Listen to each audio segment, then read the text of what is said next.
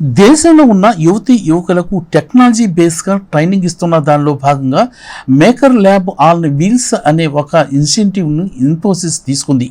Robotics, IoT, 3D printing లాంటి technologies మీద దేశంలో ఉన్న యువతీ యువకుల్ని ట్రైన్ చేయడానికి కావాల్సిన ఎక్విప్మెంట్ని ఒక బస్సులో అమర్చి ఆ బస్సు వివిధ ప్రాంతాలకు వెళ్ళి అక్కడ ఉన్న యువతీ యువకుల్ని ఆ బస్సులో ట్రైనింగ్ ఇవ్వడం జరుగుతుంది.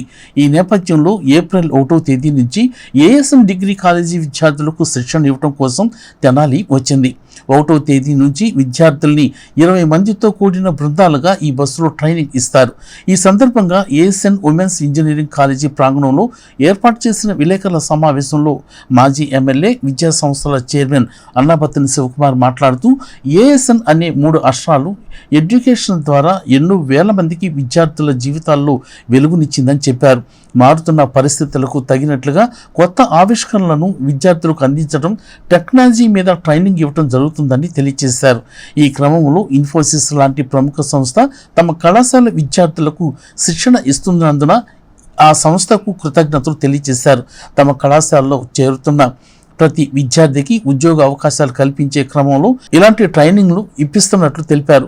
కళాశాల ప్రిన్సిపల్ డాక్టర్ కొలసాని రామచంద్ మాట్లాడుతూ ఏఎస్ఎన్ డిగ్రీ కళాశాల ఇన్ఫోసిస్ స్ప్రింగ్ బోర్డుతో అవగాహన ఒప్పందం చేసుకున్నట్లు ఆయన తెలిపారు.